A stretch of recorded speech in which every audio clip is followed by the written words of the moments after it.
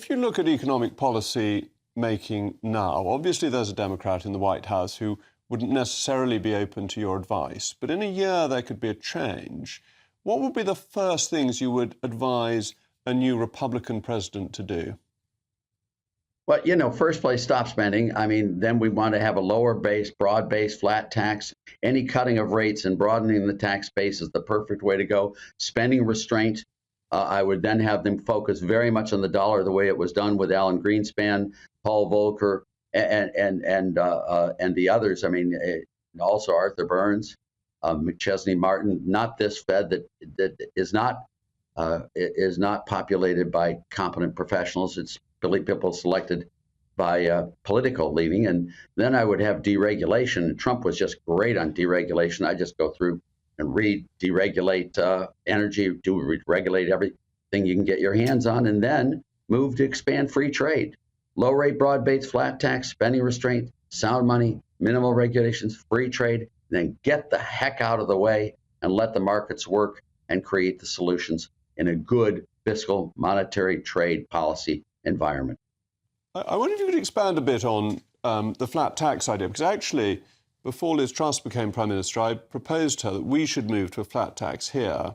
And I thought if you took the Treasury's ready reckoners on the cost of one thing and the cost of another, you could make it all balance at a 20p flat tax on corporation tax, income tax, and capital gains tax. What do you think the advantages of a flat tax are, and what then drives economic growth from them? Well, let me just say that the flat tax should be totally flat for all taxes. And now I did Jerry Brown's flat tax when he ran for president in 1992. We got rid of all federal taxes, all of them, and had two flat rate taxes, one on business net sales, you people call it value added, and one on personal unadjusted gross income from the first dollar to the last dollar. If you made that static revenue neutral, no Laffer curve effect or any of that, you could have matched all federal taxes with a flat tax of about 11.8%. I rounded it up to 12%, and then Jerry added on to 13%. But we could do that literally when you would create the boom of the century. You'd get rid of poverty. You'd have the greatest production. We'd be selling cars in central China. I mean, it would be hugely surplus in the budgets.